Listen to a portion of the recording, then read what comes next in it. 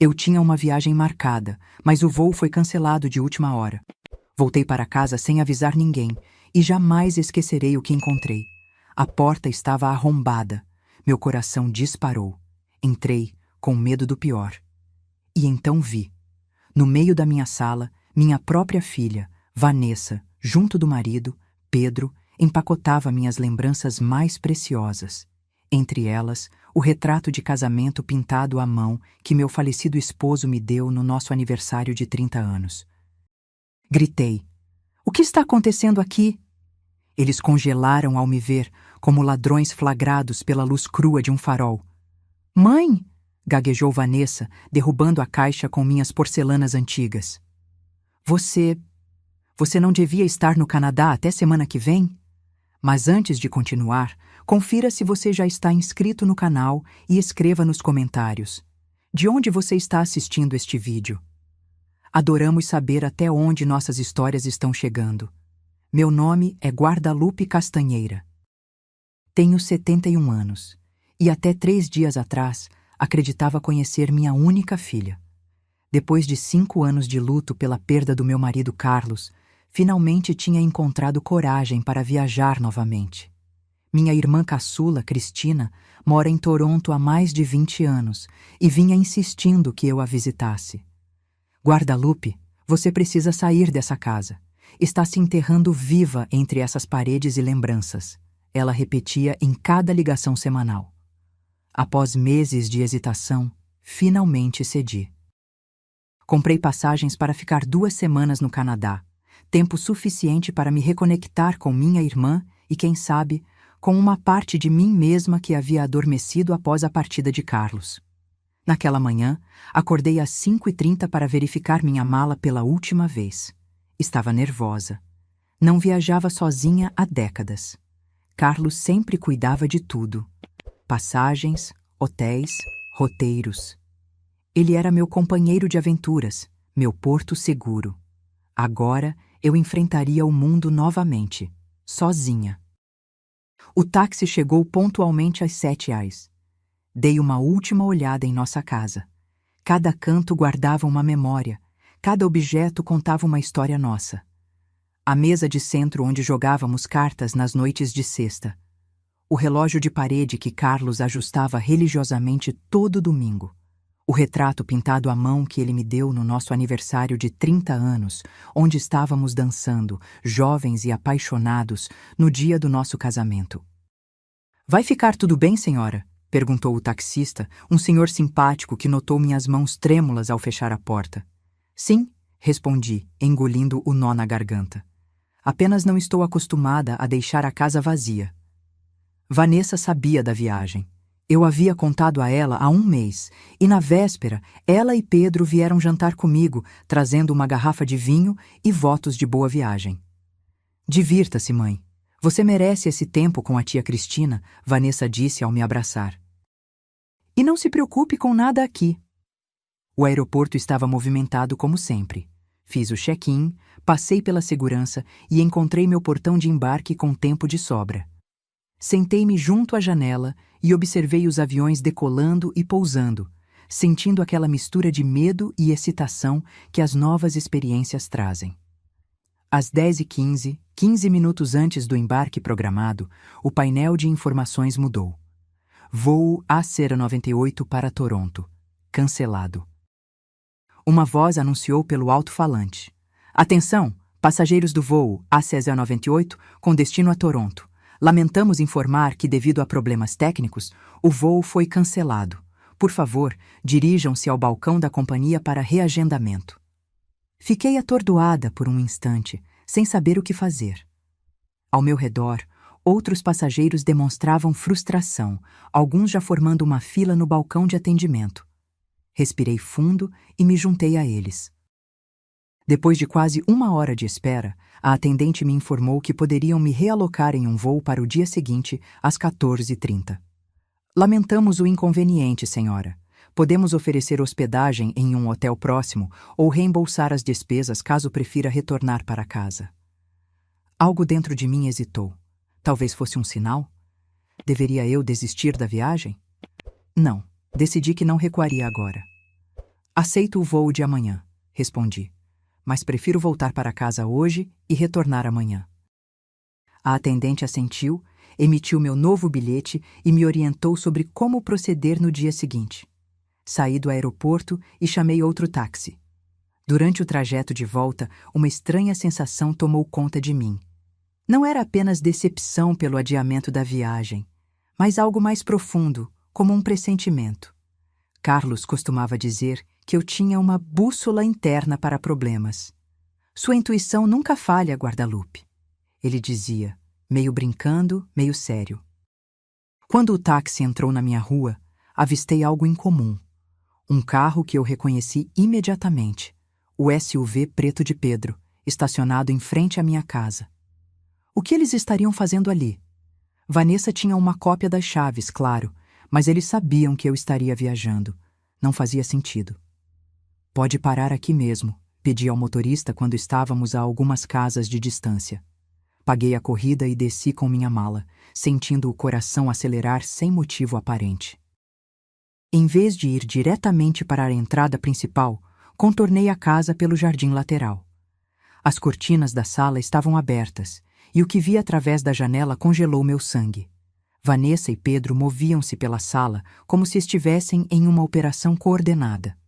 Ela embrulhava cuidadosamente objetos em jornal e os colocava em caixas, enquanto ele carregava outras já fechadas para fora. Sobre o sofá, vi minha coleção de porcelanas desembalada. Na mesa, diversos porta-retratos. E nas mãos de Vanessa, naquele exato momento, estava o retrato pintado de Carlos e eu, aquele que eu mais amava. O choque inicial deu lugar a uma raiva que nunca havia sentido antes. Caminhei rapidamente até a porta da frente e inseri minha chave na fechadura, com mãos trêmulas. Quando a porta se abriu, eles congelaram como estátuas.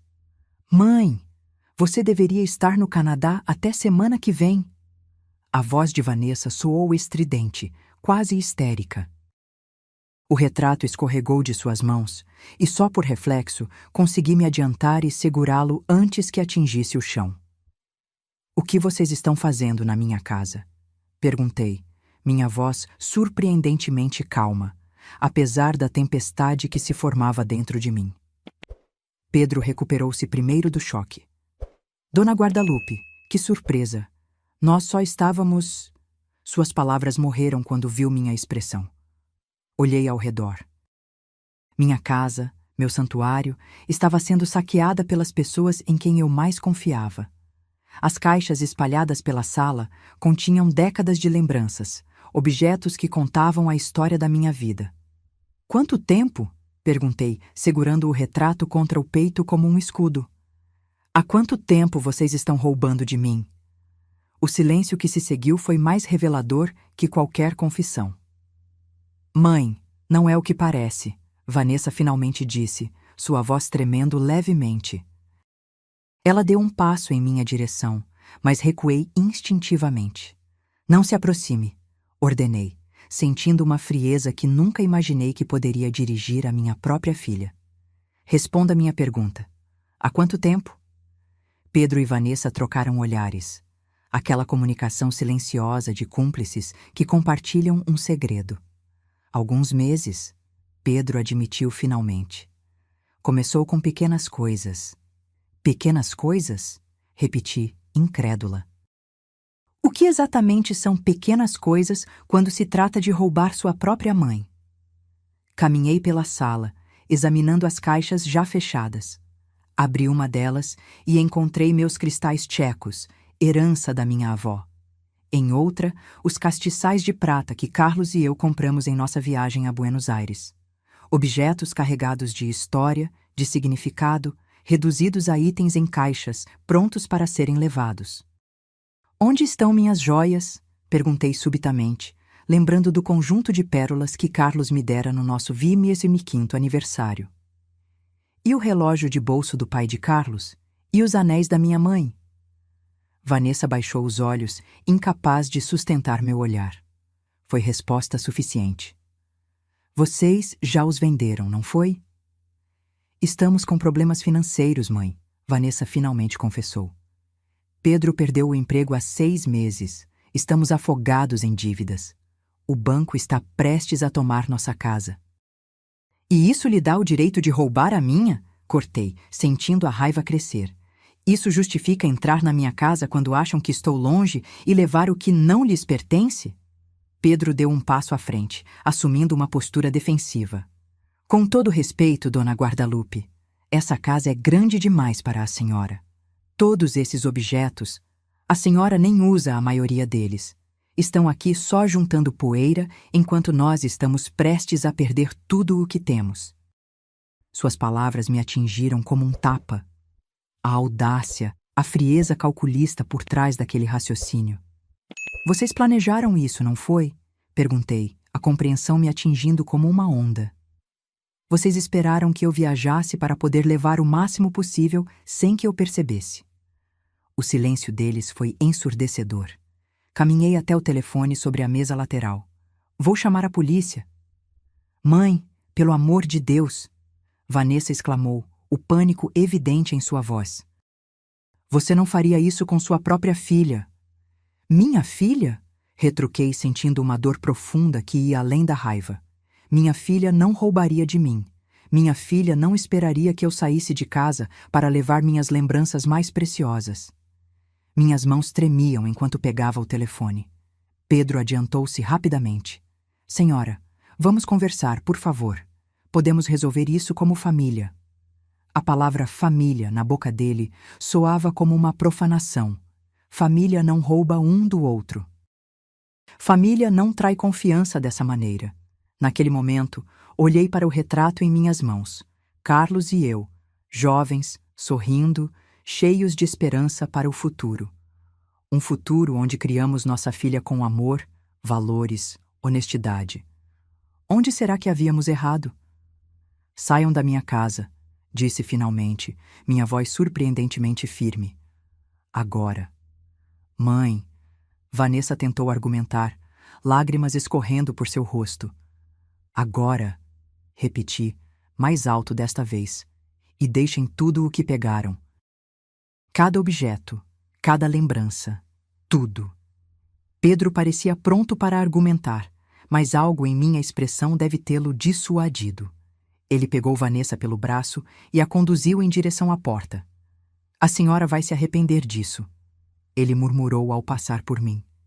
Somos sua única família. Quem vai cuidar da senhora quando não puder mais se virar sozinha? A ameaça velada nas palavras dele não passou despercebida. Era isso que eu significava para eles? Um fardo futuro? Uma fonte de recursos a ser explorada? Quando a porta se fechou atrás deles, o silêncio que caiu sobre a casa foi opressor. Olhei ao redor para o caos que haviam deixado. Caixas abertas, objetos fora do lugar, a desordem física que espelhava a turbulência emocional dentro de mim. Sentei-me no sofá, ainda abraçada ao retrato, e permiti que as lágrimas finalmente viessem. Chorei pela traição, pela ingratidão, pela solidão que subitamente parecia muito mais profunda do que nos 5 anos desde que Carlos partira. Quando as lágrimas secaram, algo dentro de mim havia mudado. A dor permanecia, mas havia também uma determinação renovada. Carlos sempre dizia que eu era mais forte do que pensava. Levantei-me e caminhei até o telefone novamente. Desta vez, não hesitei. Disquei o número da minha melhor amiga, Beatriz, que morava a 2 casas de distância. Bia, é Guadalupe? Preciso da sua ajuda urgentemente e preciso do nome de um bom chaveiro. Vou trocar todas as fechaduras hoje mesmo. O chaveiro chegou 1 hora depois. Era um homem de meia idade chamado Augusto, que ouviu minha explicação abreviada, com um assentimento compreensivo e sem fazer perguntas desnecessárias. Beatriz permaneceu comigo o tempo todo, ajudando a reorganizar os objetos que haviam sido retirados de seus lugares. Tenho um sobrinho que é advogado, disse Beatriz enquanto dobrávamos os jornais que haviam sido usados para embrulhar meus pertences. Especialista em direito de família. Você deveria falar com ele. Balancei a cabeça, incerta. Não sei se quero levar isso adiante legalmente, Bia. Apesar de tudo, Vanessa é minha filha. Exatamente por ser sua filha é que isso é tão sério. Beatriz argumentou, sua voz gentil, mas firme. Guadalupe, o que eles fizeram foi crime. E se você não fizer nada a respeito, o que os impede de tentar novamente? Ou de fazerem algo pior no futuro? Suas palavras ecoaram em minha mente, enquanto Augusto trocava a fechadura da porta principal. O barulho das ferramentas parecia marcar o fim de uma era e o início de outra. Cada volta da chave na nova fechadura simbolizava uma barreira entre mim e aqueles que deviam me proteger, não me explorar. Você tem razão, admiti finalmente. Vou falar com seu sobrinho. Não para prejudicar Vanessa, mas para me proteger. Naquela noite, depois que Beatriz e o chaveiro foram embora, sentei-me à mesa da cozinha e fiz algo que não fazia há anos. Escrevi um diário. Precisava colocar no papel tudo o que havia acontecido, organizar meus pensamentos, processar a dor e a traição. Enquanto escrevia, memórias inundaram minha mente. Lembrei-me de Vanessa criança, seu rostinho iluminando-se quando Carlos a erguia nos ombros. Lembrei-me dela adolescente, rebelde, mas amorosa. E então, lembrei-me de quando conheceu Pedro, há 8 anos. Como algo havia mudado sutilmente nela desde então. Pedro sempre teve uma aura de ambição mal disfarçada. Lembro-me de suas perguntas sobre nossa casa, sobre quanto ela valia, sobre os tesouros escondidos que poderíamos ter. Na época, interpretei como curiosidade, talvez até admiração. Agora, via claramente que ele estivera avaliando o potencial, fazendo um inventário do que poderia ser explorado. E Vanessa? Como ela havia permitido ser influenciada a esse ponto? Onde estava a filha que criamos para ser íntegra, honesta, respeitosa? Meu telefone tocou, interrompendo minhas reflexões. Era Vanessa. Deixei tocar até cair na caixa postal. Não estava pronta para falar com ela. Não sabia se algum dia estaria. Ela ligou mais 3 vezes naquela noite. Na 4ª tentativa, deixou uma mensagem de voz, sua voz embargada pelo choro. Mãe, por favor, me deixe explicar. Não é como você está pensando. A gente só ia pegar emprestado, só até conseguirmos nos estabilizar. Por favor, me liga de volta. Emprestado? A audácia daquela mentira me fez rir amargamente. Como se pode pegar emprestado algo sem pedir permissão, sem intenção clara de devolver?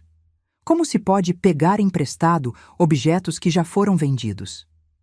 No dia seguinte, acordei com a campainha tocando insistentemente. Olhei pela janela do quarto e vi o carro de Vanessa estacionado em frente à casa. Meu coração acelerou, mas respirei fundo, buscando calma. Desci as escadas lentamente, pensando no que diria. A campainha continuava tocando, agora acompanhada por batidas na porta. Mãe! Sei que você está aí. Por favor, abra a porta. Precisamos conversar. Parei diante da porta, minha mão na maçaneta. Uma parte de mim queria abrir, abraçar minha filha, fingir que nada tinha acontecido. Mas a outra parte, a parte que ainda segurava o retrato de casamento contra o peito na noite anterior, sabia que algumas linhas, uma vez cruzadas, mudam relacionamentos para sempre. Vá embora, Vanessa, disse, alto o suficiente para ser ouvida através da porta. Não estou pronta para falar com você.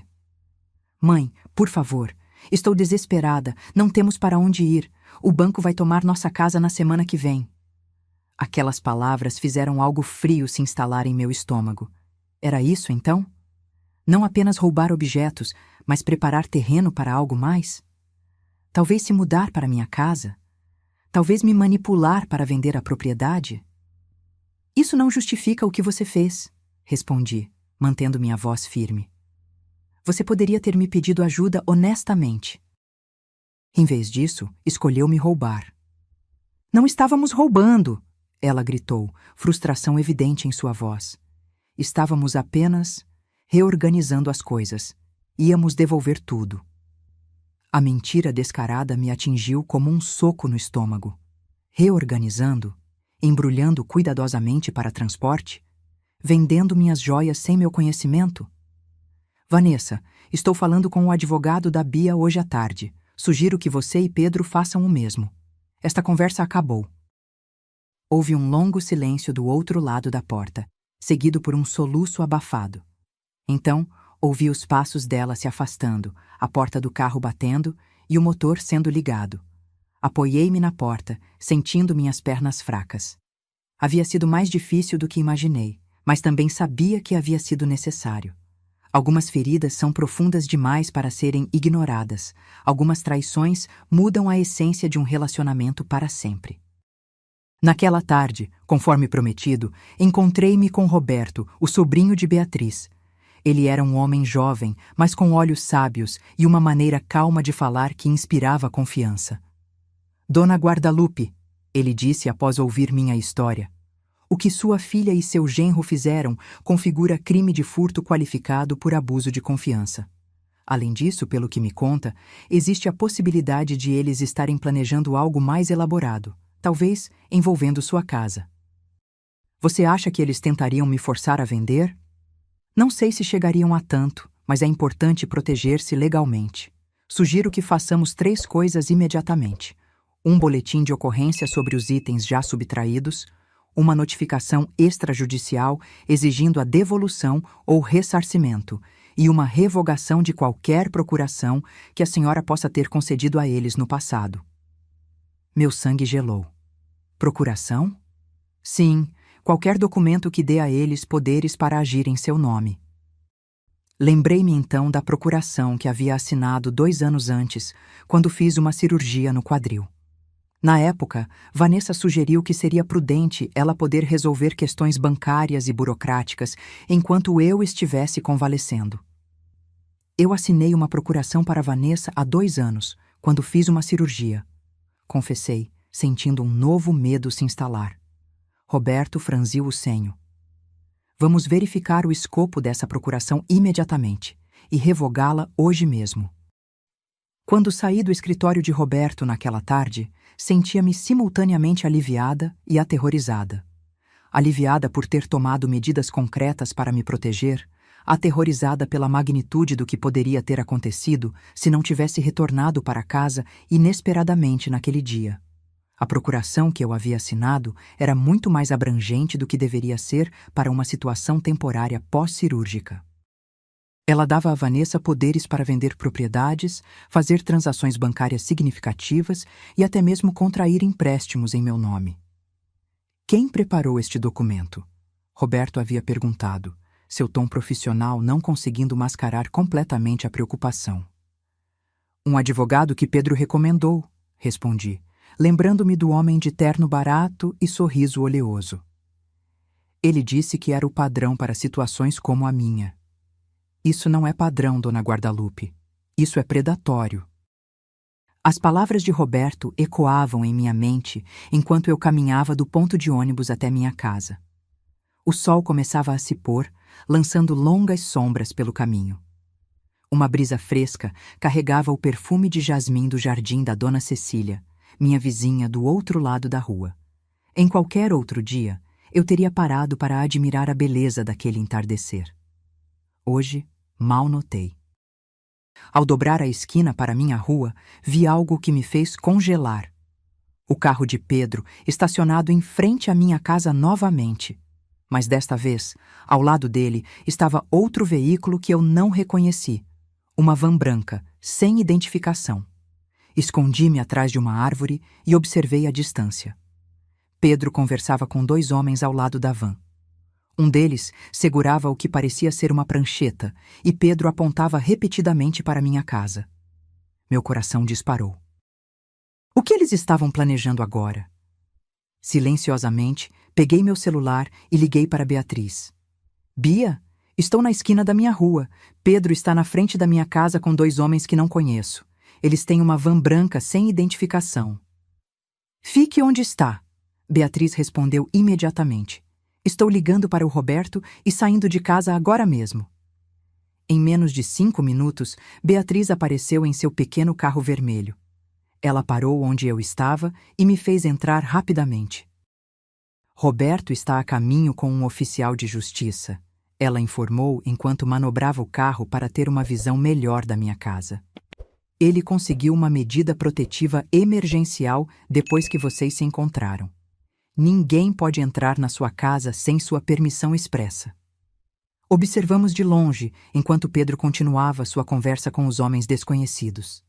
Um deles tirou uma câmera e começou a fotografar a frente da minha casa, incluindo as janelas e a porta. O outro fazia anotações na prancheta. "O que você acha que eles estão fazendo?" Perguntei, um novo temor crescendo em mim. "Não sei ao certo, mas não parece bom", Beatriz respondeu, sua voz tensa. "Parecem avaliadores de algum tipo." 20 minutos depois, que pareceram uma eternidade, um carro oficial estacionou próximo à minha casa. Roberto desceu, acompanhado por um homem uniformizado. Eles se aproximaram diretamente de Pedro e dos dois desconhecidos. Não conseguíamos ouvir a conversa, mas a linguagem corporal dizia tudo. Pedro primeiro parecia confiante, depois defensivo e finalmente derrotado. Os dois homens da van rapidamente guardaram seus equipamentos e partiram, deixando Pedro sozinho com Roberto e o oficial. "Vamos lá", disse Beatriz, ligando o carro novamente. "Acho que é seguro agora." Quando nos aproximamos, Pedro já estava entrando em seu carro. Ele me lançou um olhar que misturava raiva e algo mais, talvez medo, antes de partir rapidamente. Roberto veio ao nosso encontro, seu rosto sério, mas com um leve sorriso de satisfação. "Chegamos bem a tempo, Dona Guadalupe. Aqueles homens eram de uma imobiliária. Pelo que entendi da conversa, Pedro estava tentando agendar uma avaliação da sua casa para possível venda." "Venda?" repeti, atordoada. "Como ele poderia vender minha casa?" "Com a procuração que a senhora assinou", Roberto explicou pacientemente. "Felizmente, conseguimos revogá-la esta tarde e registrar a revogação antes que qualquer documento de venda fosse preparado." A realidade da situação me atingiu com força total. Não era apenas sobre objetos, sobre joias ou lembranças. Era sobre minha casa, meu lar. O lugar onde Carlos e eu construímos uma vida juntos, onde criamos Vanessa, onde cada canto guardava uma memória preciosa. "Eles iam me deixar sem nada", murmurei, mais para mim mesma que para os outros. Roberto assentiu gravemente. Receio que esse fosse o plano. Vender a casa, possivelmente alegar que foi com seu consentimento. A procuração daria a eles aparência de legalidade. "E para onde eu iria?" perguntei, a voz falha. "Provavelmente ofereceriam para você morar com eles", Beatriz sugeriu, seu braço em volta dos meus ombros. "Em um quarto pequeno, talvez até no porão, controlando seu dinheiro, sua liberdade." A imagem que Beatriz pintou era aterradora, mas fazia terrivelmente sentido. Lembrei-me das insinuações de Pedro nos últimos meses, que a casa era grande demais para mim, que eu devia estar solitária, que seria mais fácil para todos se eu vendesse e me mudasse para um lugar mais adequado para alguém da minha idade. Eu havia interpretado como preocupação. Agora via que era o início de uma manipulação cuidadosamente planejada. "O que acontece agora?" perguntei a Roberto, sentindo-me repentinamente exausta. "Agora a senhora está protegida", ele assegurou. "A medida protetiva proíbe que eles se aproximem da senhora ou da sua casa, sem consentimento expresso. A revogação da procuração foi registrada, e amanhã vamos à delegacia registrar o boletim de ocorrência sobre os itens subtraídos." "Eles podem ser presos?" A pergunta escapou antes que eu pudesse contê-la. Uma parte de mim ainda lutava com a ideia de ver minha própria filha enfrentando consequências criminais. "É uma possibilidade", Roberto admitiu. "Mas há outras opções. Podemos buscar um acordo de restituição, por exemplo. Eles devolveriam o que foi levado ou pagariam o valor correspondente." Assenti, ainda tentando processar tudo. Beatriz apertou meu ombro gentilmente. "Vamos entrar", ela sugeriu. "Você precisa descansar. Foi um dia difícil." Enquanto caminhávamos para a porta da casa, com sua nova fechadura reluzente, notei algo diferente na sensação do lugar. não era mais apenas meu refúgio, meu santuário de memórias. Era agora também um símbolo de resistência, de autopreservação. A casa que Carlos e eu construímos não seria tomada sem luta. Obrigada, disse para Roberto e Beatriz quando entramos. Não sei o que teria acontecido se vocês não estivessem aqui para me ajudar. É para isso que servem os amigos, Beatriz respondeu sorrindo. Agora, que tal um chá enquanto discutimos os próximos passos? Enquanto preparava o chá na cozinha, uma calma estranha desceu sobre mim.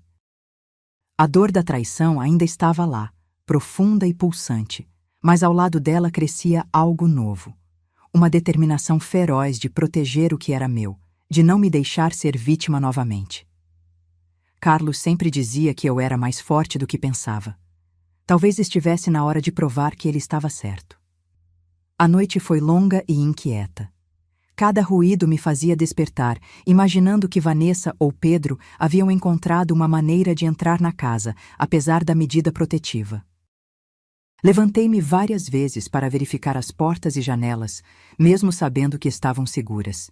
Pela manhã, quando o sol finalmente rompeu através das cortinas, senti-me exausta, mas estranhamente resolvida. Vesti-me com cuidado, escolhendo um conjunto que Carlos sempre elogiava. Um terninho azul marinho que, segundo ele, me dava um ar de determinação. Hoje eu precisaria dessa determinação. Roberto havia marcado um horário na delegacia para registrarmos o boletim de ocorrência às 10 horas. Beatriz insistiu em me acompanhar, o que aceitei com gratidão. Ainda não me sentia forte o suficiente para enfrentar tudo sozinha. Enquanto tomávamos café na cozinha, meu celular tocou novamente. Era Vanessa, pela 10ª vez desde o dia anterior. Desta vez, respirei fundo e atendi. Mãe? Sua voz soava pequena, quase infantil. Finalmente você atendeu. O que você quer, Vanessa? Perguntei, mantendo minha voz firme. Pedro me contou sobre ontem, sobre o advogado e o oficial. Mãe, você realmente acha que precisamos chegar a esse ponto? Somos família. A palavra família me causou uma pontada de dor aguda. Família não rouba. Família não trai. Família não conspira pelas costas. Vanessa, vocês planejavam vender minha casa sem meu conhecimento. O que vocês fariam comigo depois? Onde eu iria viver? Houve um longo silêncio do outro lado da linha. Quando ela finalmente falou, sua voz era defensiva. Claro que você moraria conosco. Teríamos espaço suficiente com o dinheiro da venda. Você teria seu próprio quarto, talvez até uma suíte. A confirmação de minhas suspeitas me atingiu como um golpe físico. Não era apenas uma paranoia, eles realmente haviam planejado tudo. E você realmente acha que eu seria feliz sendo arrancada da minha própria casa, dos meus pertences, das minhas memórias, vivendo sob seu teto, dependendo da sua generosidade? Mãe, você está sendo dramática, Vanessa respondeu, irritação substituindo o tom suplicante. Aquela casa é grande demais para você. É um desperdício. E todas aquelas coisas velhas, qual é o sentido de mantê-las trancadas quando poderiam ajudar financeiramente? Aquelas coisas velhas são a minha vida, Vanessa. São as memórias que seu pai e eu construímos juntos. Elas têm um valor que vai muito além do dinheiro. Pai se foi há 5 anos, mãe. Vanessa explodiu subitamente. Você precisa seguir em frente, viver no presente, não ficar presa ao passado. Suas palavras me cortaram profundamente, mas também clarearam algo importante. Esta não era apenas uma questão de dinheiro ou bens materiais. Era uma diferença fundamental de valores, de como vemos o passado, as memórias, a própria vida. Estou indo à delegacia hoje, informei, minha resolução fortalecida. Vou registrar um boletim de ocorrência sobre os itens que você e Pedro já levaram e venderam. Você vai nos denunciar para a polícia? A incredulidade em sua voz era genuína. Sua própria filha? Sim, respondi simplesmente. Mas estou disposta a considerar um acordo. Roberto vai entrar em contato com vocês para discutir os termos. Se devolverem ou pagarem por tudo o que pegaram e se comprometerem por escrito a nunca mais se aproximarem da minha casa sem permissão, posso não prosseguir com acusações criminais. Isso é chantagem, Vanessa acusou, sua voz tremendo de raiva. Não, Vanessa, isso é consequência. Algo que claramente você nunca aprendeu adequadamente e por isso me culpo também. Desliguei antes que ela pudesse responder. Minhas mãos tremiam, mas minha resolução estava intacta. Beatriz, que havia ouvido meu lado da conversa, apertou minha mão gentilmente. Você fez o certo, ela assegurou. Às vezes, o amor verdadeiro significa estabelecer limites firmes. Na delegacia, relatei tudo ao delegado, um homem de meia idade com olhos cansados mas atentos. Ele ouviu pacientemente, fazendo anotações ocasionais, seu rosto permanecendo profissionalmente neutro, mesmo quando descrevi como minha própria filha havia planejado me despojar de tudo. Infelizmente, casos assim não são tão raros quanto deveriam ser, ele comentou quando terminei meu relato. Especialmente com idosos, chamamos de abuso patrimonial.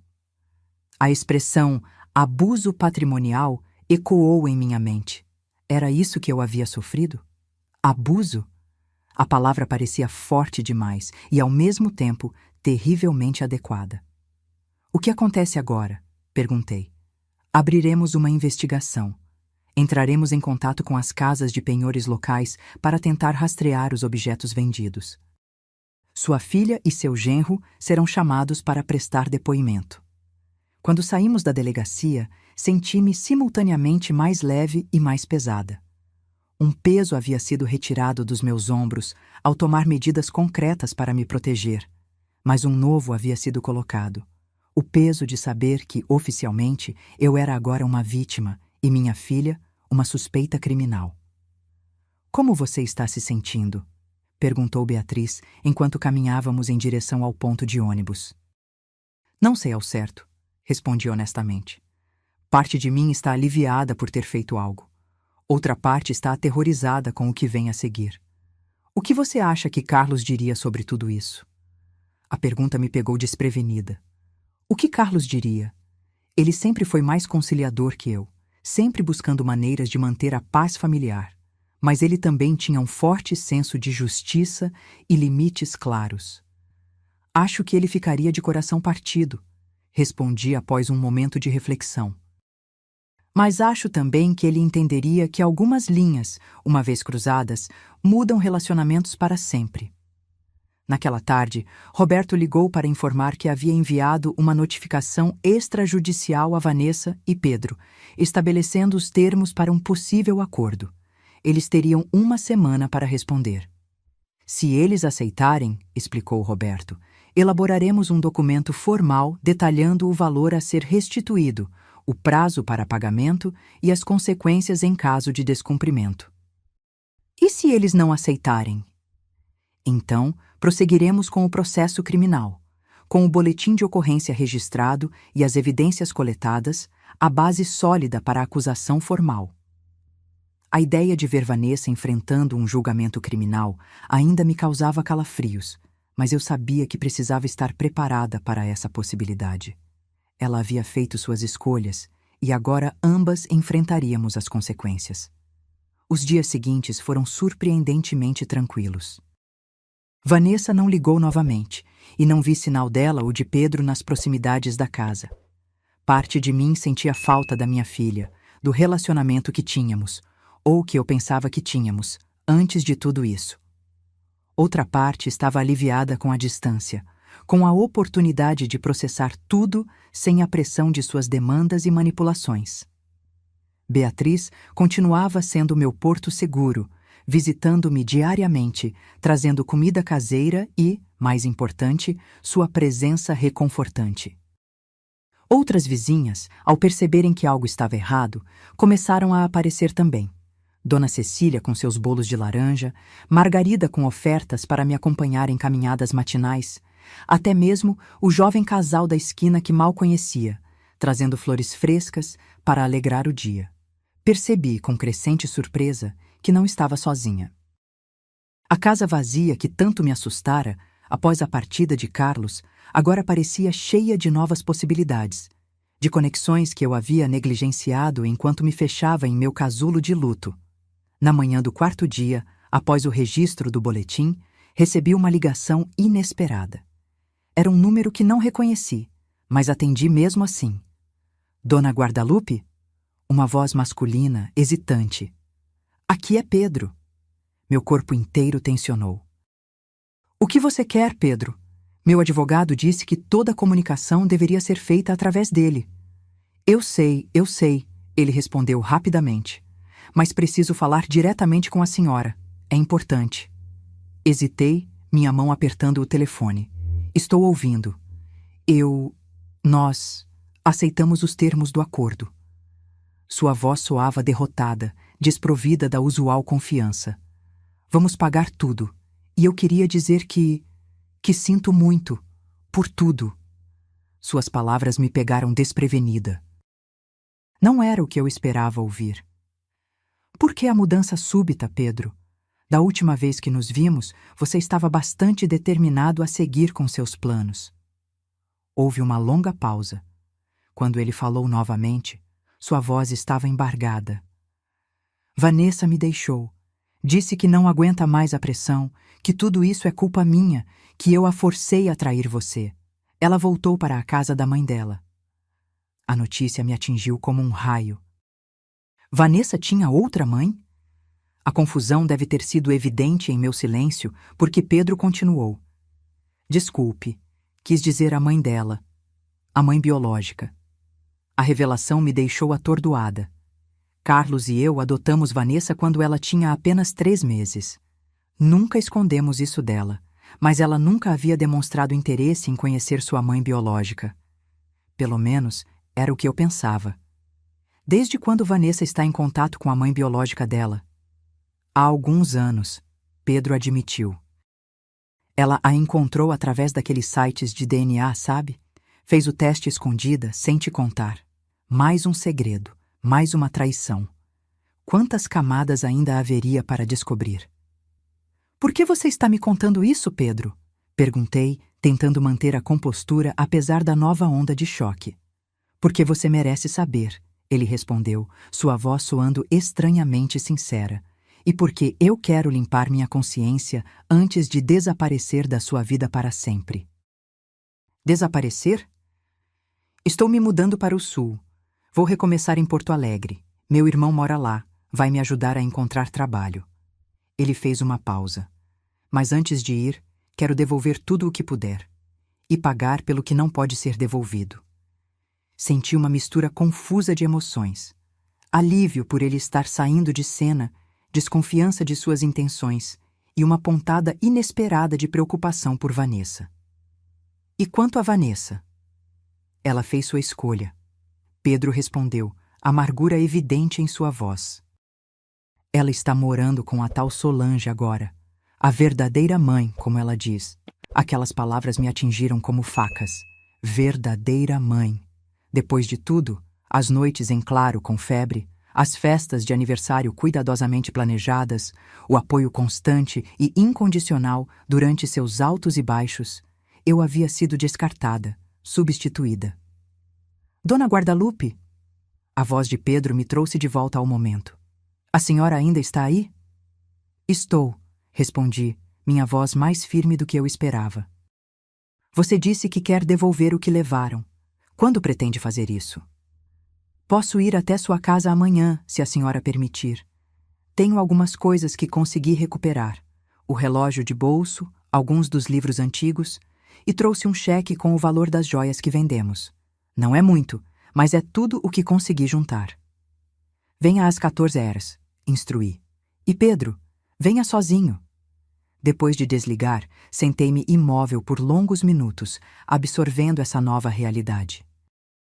Vanessa não apenas havia traído minha confiança. Ela havia encontrado uma substituta, uma verdadeira mãe para tomar meu lugar. Liguei para Beatriz, que chegou em questão de minutos, preocupação evidente em seu rosto. Guadalupe, você está pálida. O que aconteceu? Contei-lhe sobre a ligação de Pedro, sobre Vanessa ter encontrado sua mãe biológica, sobre as palavras que me cortaram profundamente. Verdadeira mãe, repeti, sentindo lágrimas quentes escorrerem pelo meu rosto. Como se eu não fosse real, como se os 43 anos que passei criando-a, amando-a, não significassem nada. Beatriz me abraçou com força. Oh, Guadalupe, sinto tanto. Sabe o que é pior? Continuei, quando consegui controlar o choro.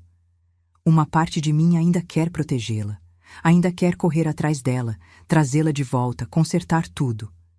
Porque você é mãe, Beatriz disse simplesmente, verdadeira, real e completa, independente do que Vanessa pense agora. No dia seguinte, às 14 horas em ponto, a campainha tocou. Beatriz havia insistido em ficar comigo para o encontro com Pedro, e Roberto também estava presente, por precaução legal. Quando abri a porta, quase não reconheci o homem diante de mim. Pedro parecia ter envelhecido anos em apenas uma semana. Seus olhos estavam encovados, seu rosto abatido, seu usual ar de confiança completamente ausente. Entre, convidei sem emoção. Ele carregava uma caixa de papelão e uma pasta. Colocou-a sobre a mesa da sala e recuou um passo, como se tivesse medo de se aproximar demais de mim. Consegui recuperar alguns itens, explicou, abrindo a caixa. O relógio de bolso do Sr. Carlos, alguns dos livros raros, 2 das estatuetas de porcelana. A maior parte das joias já tinha sido vendida, mas trouxe este cheque com o valor que conseguimos por elas. Roberto examinou os itens e o cheque, assentindo lentamente. Isso cobre aproximadamente 70% do valor estimado dos itens subtraídos, ele comentou, olhando para mim. É uma quantia substancial, considerando as circunstâncias. E o restante? Perguntei diretamente a Pedro. Posso fazer pagamentos mensais, ele ofereceu. Enviar para qualquer conta que a senhora indicar. Tenho tudo por escrito aqui. Ele apontou para a pasta. Roberto revisou os documentos, fazendo algumas anotações e ajustes. Finalmente, assentiu novamente. Parece adequado. Precisaremos formalizar isso apropriadamente, mas é um bom ponto de partida. Enquanto Roberto e Pedro discutiam os detalhes legais, peguei o relógio de bolso de Carlos da Caixa. Era um objeto simples, mas incrivelmente significativo. Havia pertencido ao pai dele e ao pai do pai antes disso. Era uma herança de família, algo que deveria ter passado para Vanessa um dia. E quanto ao retrato? Perguntei subitamente, interrompendo a conversa deles. O retrato pintado do meu casamento com Carlos. Ele não está aqui. Pedro baixou os olhos desconfortável. Vanessa o levou quando saiu.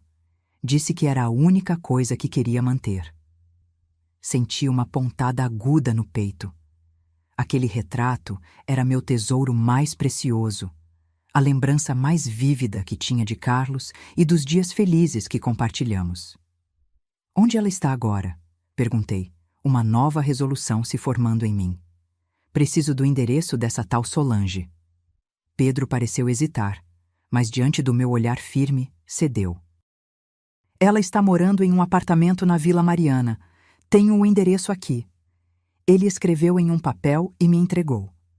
Depois que todos os documentos foram assinados e Pedro partiu com a promessa de enviar o primeiro pagamento em uma semana, voltei-me para Beatriz e Roberto. Preciso recuperar aquele retrato, declarei. É a única coisa que realmente importa para mim. Podemos incluí-lo na notificação legal, sugeriu Roberto. Exigir sua devolução como parte do acordo. Não, respondi, surpreendendo a mim mesma com minha determinação. Vou buscá-lo pessoalmente. Preciso ver Vanessa uma última vez. Beatriz parecia preocupada. Tem certeza, Guadalupe? Depois de tudo o que aconteceu? Tenho, afirmei. Não por ela, mas por mim. Preciso desse encerramento. 2 dias depois, com o endereço em mãos e Beatriz como apoio, dirigi-me ao apartamento onde Vanessa estava morando. Era um prédio simples em uma rua tranquila da Vila Mariana. Quer que eu suba com você? Ofereceu Beatriz quando paramos em frente ao edifício. Não, respondi após um momento de hesitação. Isso é algo que preciso fazer sozinha. Subir aquelas escadas foi uma das coisas mais difíceis que já fiz. Cada degrau parecia me aproximar não apenas de Vanessa, mas também de um confronto final com a realidade da nossa relação quebrada. Quando bati à porta do apartamento 302, meu coração batia tão forte que achei que poderia ser ouvido do outro lado. Houve um longo silêncio, seguido pelo som de passos se aproximando. A porta se abriu, e ali estava Vanessa. Seus olhos se arregalaram de surpresa, depois se estreitaram defensivamente. Mãe? Como você me encontrou? Pedro me deu o endereço, respondi simplesmente. Posso entrar? Ela hesitou, olhando por cima do ombro para dentro do apartamento. Finalmente, abriu a porta o suficiente para que eu passasse. O apartamento era pequeno, mas aconchegante. Notei imediatamente fotos nas paredes. Vanessa criança, em fotos que eu nunca havia visto. Vanessa adolescente, Vanessa adulta. E ao lado dela, em muitas dessas fotos, estava uma mulher que eu imediatamente reconheci como sua versão mais velha. Mesmos olhos, mesmo formato de rosto, mesmo sorriso. Solange. Ela não está, Vanessa disse, seguindo meu olhar. Trabalha até tarde nas quartas-feiras. Vim buscar o retrato, declarei, indo direto ao ponto. O retrato do meu casamento com seu pai. Vanessa cruzou os braços defensivamente. É a única lembrança que tenho dele, a única coisa que quero manter. Não é sua para manter, Vanessa. Você o levou sem permissão, assim como todo o resto. Ela desviou o olhar, mas notei algo diferente em sua postura. Não a defensiva agressiva dos dias anteriores, mas algo mais próximo de vergonha. Pedro me contou que você denunciou a gente na polícia, ela disse finalmente. Ele também contou que aceitou devolver tudo, pagar pelo que foi vendido. Sim, confirmei. É o mínimo que vocês poderiam fazer, considerando o que planejavam. Não era bem assim, ela protestou fracamente. Nós pensamos que seria melhor para todo mundo. Você teria seu próprio espaço conosco. Não minta, Vanessa. Nem para mim, nem para você mesma. Vocês queriam minha casa, meu dinheiro. Eu era apenas um obstáculo inconveniente. Lágrimas começaram a escorrer pelo rosto dela. Não era assim que devia ser. E como devia ser? Explique-me, porque sinceramente não consigo entender como minha própria filha poderia conspirar para me deixar sem nada. Vanessa afundou no sofá, suas defesas finalmente desmoronando. Tudo começou a desmoronar quando papai morreu. Pedro perdeu o emprego. As dívidas foram se acumulando. E então encontrei Solange. E ela substituiu a mãe que te criou? Não é tão simples, Vanessa respondeu, enxugando as lágrimas. Solange me entende de um jeito que você nunca entendeu. Temos o mesmo sangue, as mesmas tendências, os mesmos gostos. É como se uma parte de mim finalmente fizesse sentido. Suas palavras me atingiram profundamente, mas mantive minha compostura. E isso justifica o que você fez? Não, ela admitiu para minha surpresa. Nada justifica. Eu me perdi, mãe. Me perdi em dívidas, em ressentimentos, em fantasias de que minha vida seria melhor com outra família, outra história. Permaneci em silêncio, deixando que ela continuasse. Quando Pedro sugeriu que pegássemos algumas coisas da sua casa para vender, eu disse não inicialmente. Mas então as contas continuaram chegando e o banco ameaçou retomar nosso apartamento e... eu cedi. A primeira vez foi a mais difícil. Depois disso ficou mais fácil e então se tornou um plano. Um plano para me tirar tudo. Um plano para todos terem o que precisavam. Ela corrigiu fracamente, mas sem convicção real. Pelo menos foi assim que me convenci. Olhei ao redor da sala novamente, notando mais detalhes. Livros nas estantes que pareciam pertencer a alguém com interesses sofisticados, um violoncelo em um canto, uma estante de vinhos modesta, mas bem selecionada. A casa de alguém com gosto, educação, refinamento. Ela é professora universitária, Vanessa comentou, notando meu interesse. Literatura latina. Parece impressionante, respondi sinceramente. Talvez eu devesse conhecê-la um dia. Em circunstâncias diferentes. Vanessa me olhou com surpresa. Você não a odeia? Por que odiaria uma mulher que não conheço? Ela não me roubou, Vanessa. Ela não traiu minha confiança. Você fez isso. Você e Pedro. Vanessa baixou os olhos novamente. Depois de um momento, levantou-se e caminhou até um armário. De lá, retirou com cuidado o retrato. Carlos e eu, jovens e radiantes, dançando em nosso casamento, preservados para sempre naquelas pinceladas delicadas. Aqui está, ela disse, entregando-o para mim com mãos trêmulas.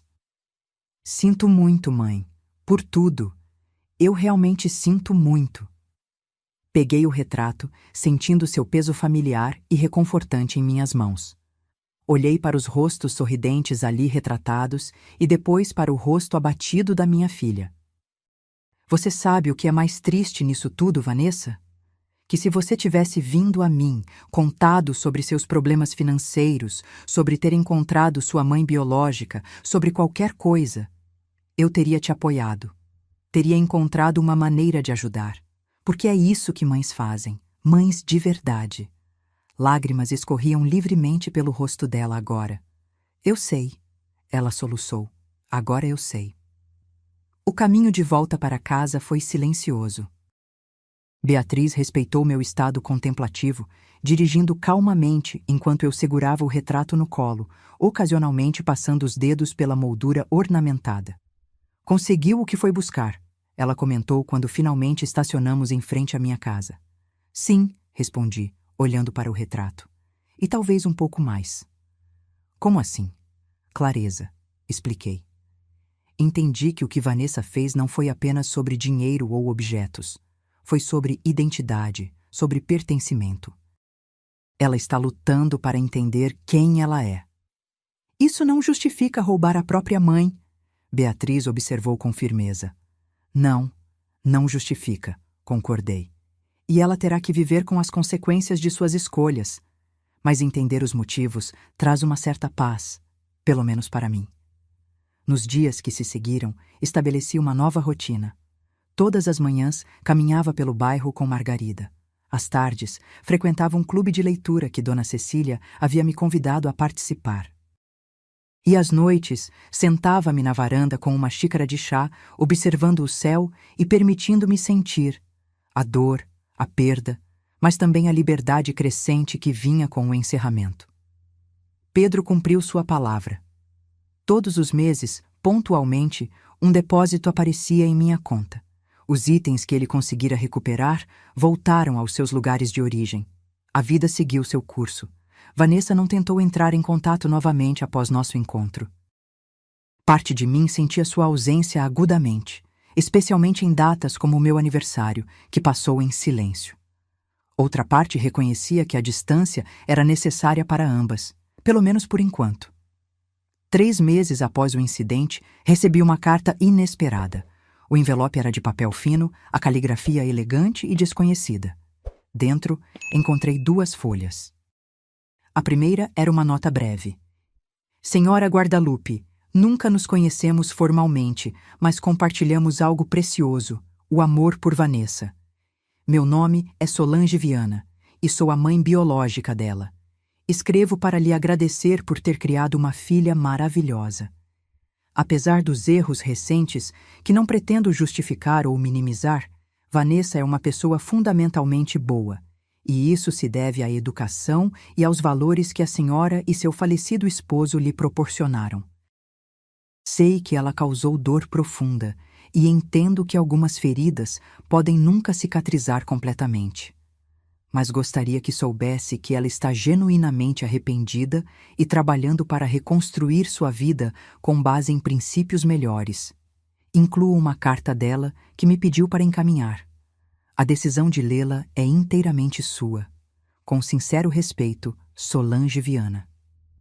Fiquei olhando para aquelas palavras por longos minutos, sentimentos conflitantes turbilhonando dentro de mim. Finalmente peguei a segunda folha. A caligrafia familiar de Vanessa me causou uma pontada instantânea de nostalgia. Querida mãe, Já tentei escrever esta carta dezenas de vezes e nenhuma versão parece adequada. Como se pode pedir perdão por algo tão terrível? Como expressar um arrependimento tão profundo que dói fisicamente? Não espero seu perdão. Não mereço, mas preciso que saiba algumas coisas. Primeiro, encontrar Solange não diminuiu em nada o que você significa para mim. Ela me deu a vida, mas você me ensinou a viver. Ela me deu genes, mas você me deu valores. Segundo, não há um único dia em que não me arrependa profundamente do que fiz. A vergonha que sinto é constante, como um peso que nunca se alivia. Terceiro, estou tentando mudar, ser melhor. Encontrei um emprego como assistente numa escola primária. O salário é modesto, mas honesto. Faço terapia semanalmente. Estou aprendendo a enfrentar meus problemas de frente, não fugir deles ou culpar os outros. Sei que palavras são apenas palavras. Sei que confiança, uma vez quebrada, raramente é completamente restaurada.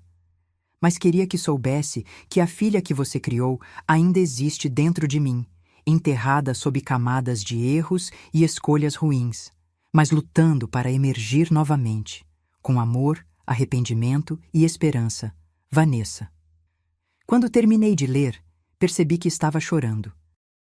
Não eram lágrimas de raiva ou amargura, mas algo mais complexo. Tristeza pelo que havia sido perdido. Alívio por saber que minha filha estava tentando encontrar um caminho melhor e uma tênue, quase imperceptível, esperança. Guardei ambas as cartas em uma gaveta da escrivaninha, não descartadas, mas também não respondidas imediatamente. Precisaria de tempo para processar, para decidir se e quando estaria pronta para reabrir aquela porta. Naquela noite, sonhei com Carlos. Estávamos sentados na varanda, como costumávamos fazer nas noites de verão, suas mãos segurando as minhas.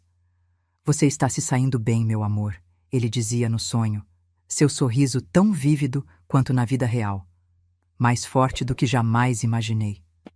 Acordei com aquelas palavras ecoando em minha mente, um estranho conforto envolvendo-me como um cobertor quente.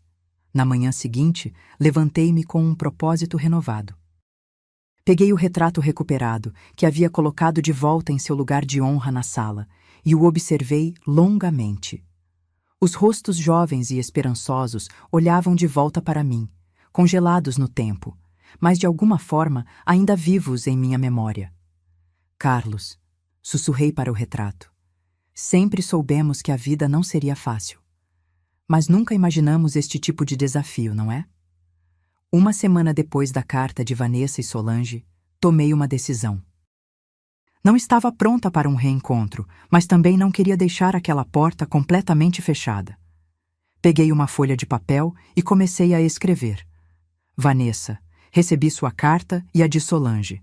Obrigada por suas palavras honestas. Não posso prometer perdão imediato ou esquecimento. Algumas feridas levam tempo para cicatrizar, e a confiança, uma vez quebrada, é difícil de reconstruir. No entanto, reconheço seu esforço para mudar e melhorar. É o primeiro passo em um longo caminho.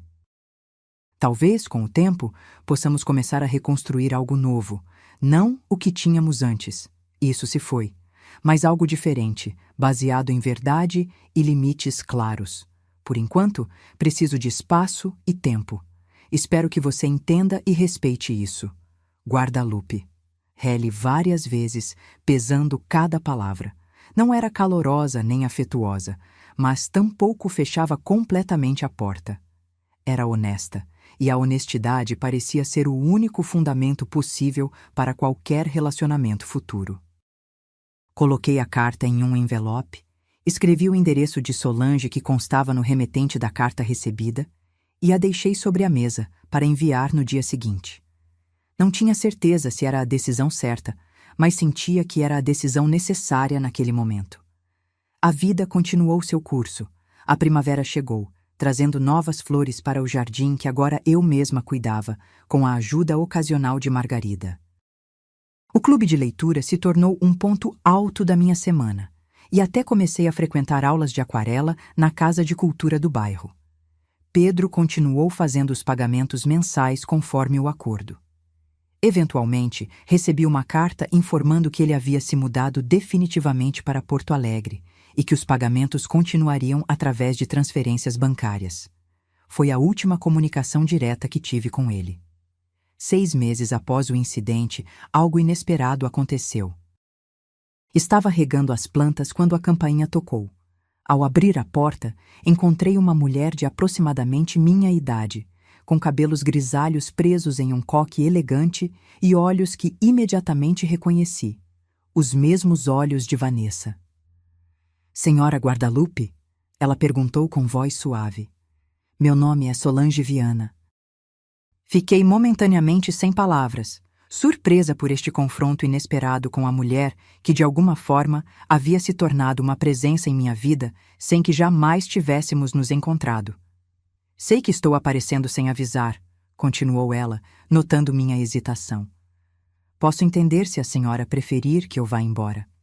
Respirei fundo, recuperando minha compostura. Não, por favor, entre. Acabei de fazer café. Solange me seguiu até a cozinha, observando a casa com interesse respeitoso. Notei que ela carregava uma pequena caixa embrulhada. Sua casa é encantadora, comentou ela enquanto se sentava à mesa da cozinha. Tem personalidade, história. 40 anos de histórias, respondi, servindo o café em xícaras de porcelana. Não as mais valiosas que haviam sido levadas, mas ainda assim bonitas, presentes de casamento de uma tia distante. Vim trazer isto, Solange disse, empurrando gentilmente a caixa em minha direção. E também queria conhecê-la pessoalmente. Abri a caixa com cuidado. Dentro, enrolada em papel de seda, estava uma pulseira de pérolas que reconheci imediatamente. Parte do conjunto que Carlos havia me dado no nosso 25º aniversário. Como? Vanessa a encontrou em um brechó na Praça Benedito Calixto, explicou Solange. Ela tem visitado regularmente lojas de penhores e brechós da região, procurando por seus pertences. Fiquei em silêncio por um momento, segurando a pulseira, sentindo seu peso familiar. Como ela está? Perguntei finalmente. Melhorando, respondeu Solange com um sorriso cauteloso. Continua no trabalho na escola. Os alunos a adoram. Ela tem talento natural com crianças. Assenti, sentindo uma pontada de orgulho misturada com tristeza. Ela sempre teve. Guadalupe, Solange disse depois de um gole de café. Gostaria que soubesse que nunca foi minha intenção substituí-la ou diminuir o que você representa na vida de Vanessa. Quando ela me encontrou, fiquei tão surpresa quanto feliz, mas nunca imaginei que nossa reconexão levaria aos eventos que ocorreram. Você não é responsável pelas escolhas dela, respondi, olhando diretamente nos olhos da mulher que havia dado à luz minha filha. Nem eu. Vanessa é adulta, tomou suas próprias decisões. Sim, concordou Solange, e agora ela está enfrentando as consequências e tentando reparar o que pode ser reparado. Conversamos por quase 2 horas.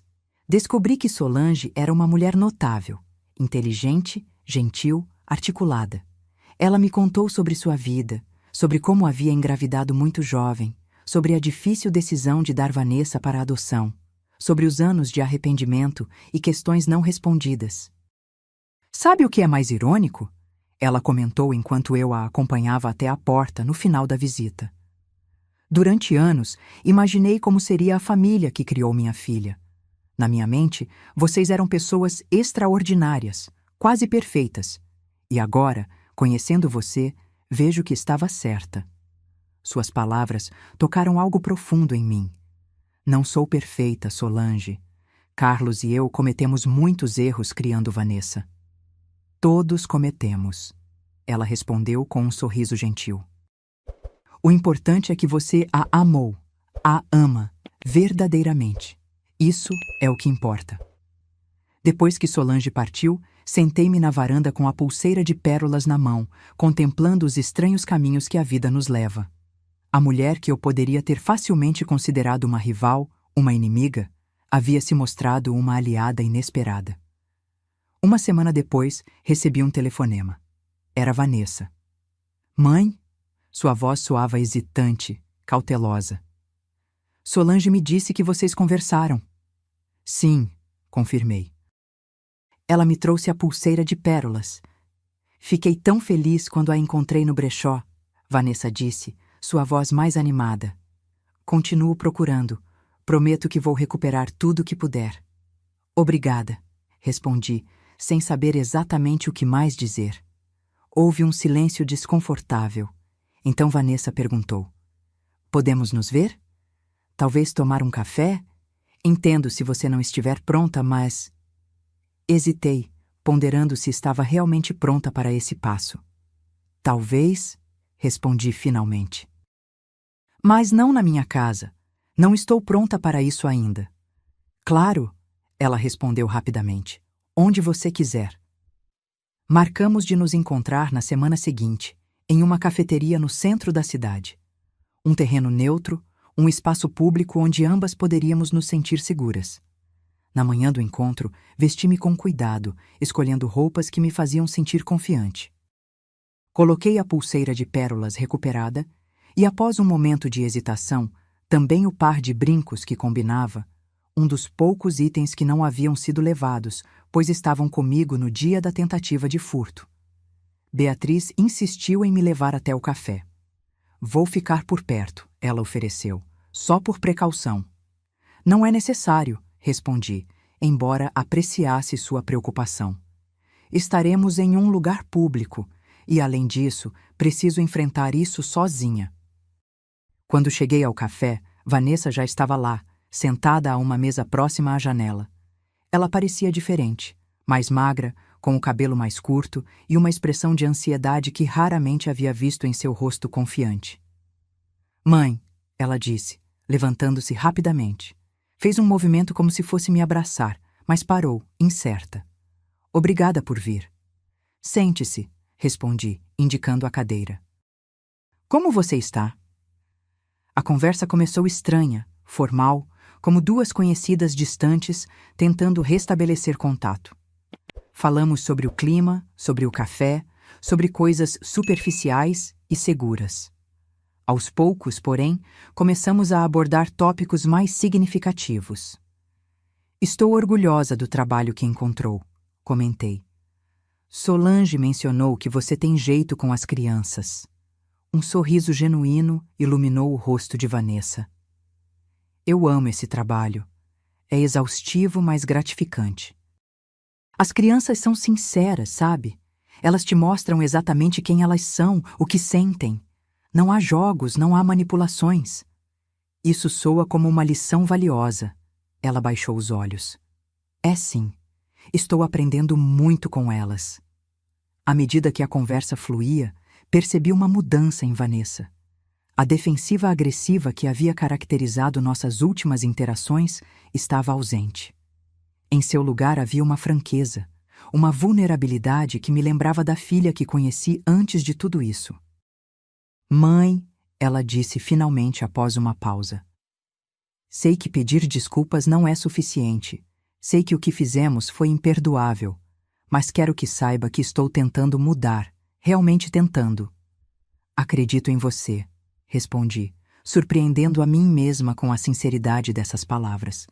Vejo isso em seus olhos, no modo como fala. Eu me perdi, continuou ela, lágrimas se formando. Quando papai morreu, algo em mim quebrou. Eu não soube lidar com a perda, com o vazio. E então conheci Pedro, que parecia ter todas as respostas, todo o controle que eu não tinha. E depois encontrei Solange, que parecia oferecer uma nova identidade, uma nova narrativa para minha vida. Assenti, deixando-a continuar. Mas no processo de buscar essas coisas externas, perdi o que era realmente importante, os valores que você e papai me ensinaram. A integridade, a honestidade, o amor incondicional. As lágrimas escorriam livremente agora, mas ela não fez movimento para secá-las. Sabe o que é mais irônico? Encontrei Solange buscando respostas, buscando algo que achei que estava faltando. Mas o que descobri, no final, foi que você sempre foi mais mãe para mim do que qualquer pessoa poderia ser. Não por sangue ou DNA, mas por escolha. Você escolheu me amar, me criar, me guiar, e eu joguei isso fora. Senti minhas próprias lágrimas começando a cair. Não joguei fora completamente, disse suavemente. Estou aqui, não estou? Está, ela respondeu com um sorriso trêmulo. E sou mais grata por isso do que posso expressar. Quando nos despedimos naquela tarde, não houve promessas grandiosas de reconciliação instantânea, nem garantias de que tudo voltaria a ser como antes. Em vez disso, houve algo mais valioso, um pequeno passo em direção a um novo entendimento, um novo tipo de relacionamento baseado em verdade, em limites claros e em expectativas realistas. Posso ligar para você de vez em quando? Perguntou Vanessa quando estávamos na calçada em frente ao café. Sim, respondi. Eu gostaria disso. Nos meses que se seguiram, mantivemos contato cuidadoso.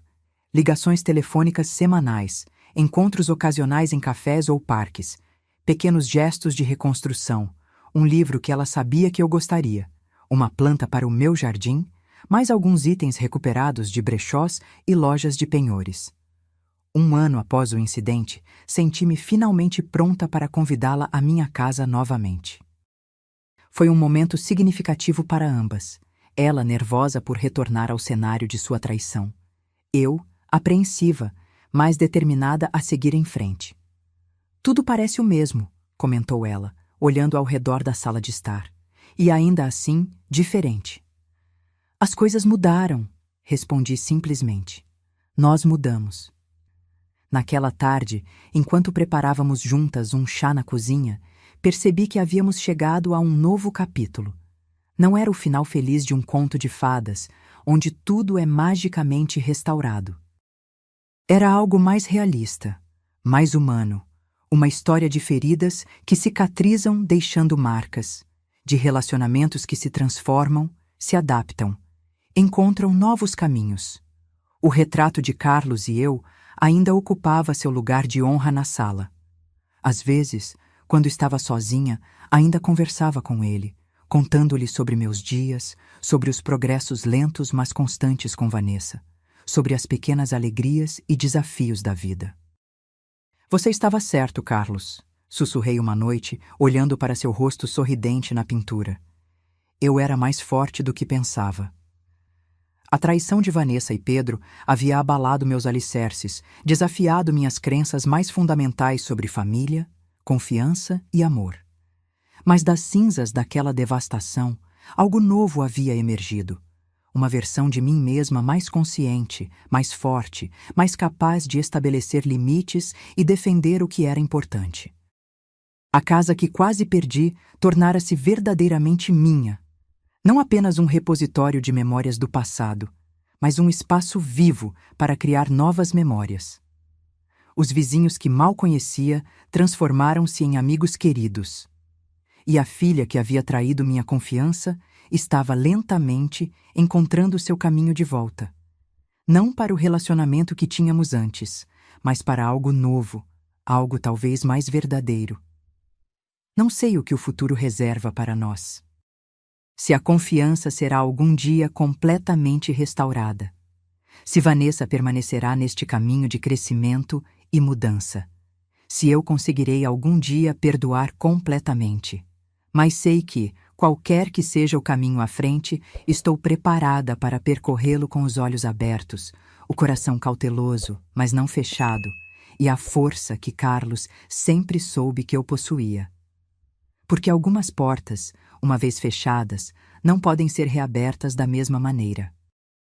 Mas talvez, com tempo e esforço, uma nova porta possa ser construída, diferente da antiga, talvez não tão ornamentada ou grandiosa, mas mais forte, mais segura e igualmente capaz de deixar entrar a luz.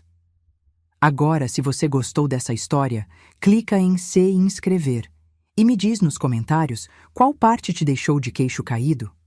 Ah, e não esqueça de se tornar membro para ter acesso a vídeos exclusivos que não posto aqui. Te espero lá.